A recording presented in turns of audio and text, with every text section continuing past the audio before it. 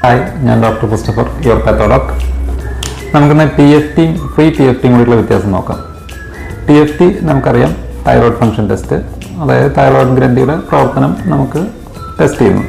അതിൽ 3 ടെസ്റ്റാണ് മെയിനായിട്ടുള്ളത്: TSH, T3, T4. ഇതിൽ T3, T4 എന്ന് പറഞ്ഞ ഹോർമോൺ ആണ് തൈറോയ്ഡ് ഗ്രന്ഥി ഉൽപ്പാദിപ്പിക്കുന്നത്. TSH എന്ന് പറഞ്ഞാൽ പിറ്റ്യൂട്ടറി ഗ്രന്ഥിയാണ് ഉൽപ്പാദിപ്പിക്കുന്നത്. അപ്പോൾ ഇത് മൂന്നും നോക്കുമ്പോൾ നമുക്ക് ബേസിക്കായിട്ട് തൈറോയിഡിൻ്റെ പ്രവർത്തനം മനസ്സിലാക്കാം.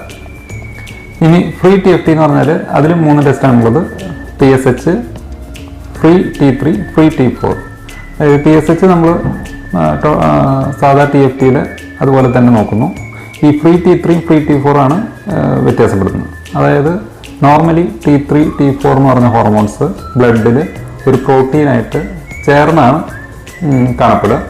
പക്ഷേ അതിൻ്റെ ആക്റ്റീവ് ഫോം എന്ന് പറഞ്ഞത് ഈ പ്രോട്ടീനായിട്ട് വിഭജിച്ച് നിൽക്കുന്ന ഫോമിലാണ്.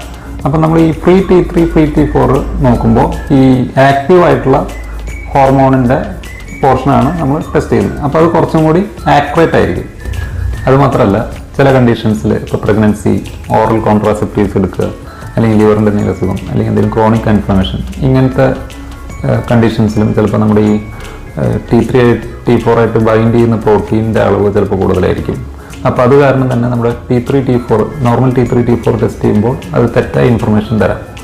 നേരെ മറിച്ച് ഫ്രീ T3, ഫ്രീ T4 ആണ് ടെസ്റ്റ് ചെയ്യുന്നതെങ്കിൽ it will be more accurate.